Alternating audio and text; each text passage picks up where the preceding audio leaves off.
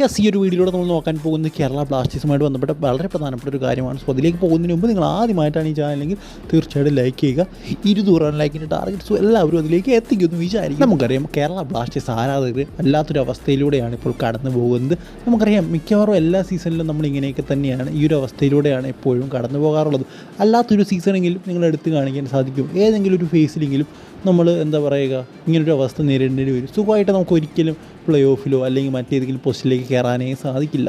So അങ്ങനൊരു അവസ്ഥയാണ് നമ്മുടെ എന്ന് പറയുന്നത്. എന്തായാലും ഈ ഒരു സാഹചര്യത്തിൽ എല്ലാവരും പറയുന്നൊരു കാര്യമെന്ന് പറയുന്നത് മിഗാൽ സ്റ്റാറയെ സാക്ക് ചെയ്യണമെന്നാണ്. അതായത് അദ്ദേഹം എഫേർട്ട് ഇടുന്നുണ്ട്, എല്ലാം ഇടുന്നുണ്ട്, പക്ഷേ അദ്ദേഹത്തിൻ്റെ എഫേർട്ടൊന്നും ഗ്രൗണ്ടിൽ പ്രാവർത്തികമാകുന്നില്ല. അതാണ് ഇമ്പോർട്ടൻറ്റ്.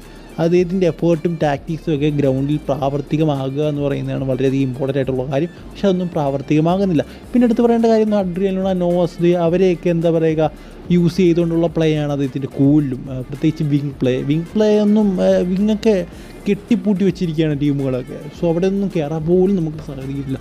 സോ അപ്പം കളിയുടെ എന്താ പറയുക ടാക്ടിക്സ് മാറ്റം വന്ന് കളി ചേഞ്ച് ചെയ്യണം. ബട്ട് അതൊന്നും നമുക്ക് മിഗാൽ സ്റ്ററയിൽ നിന്ന് കാണാൻ സാധിക്കുന്നില്ല.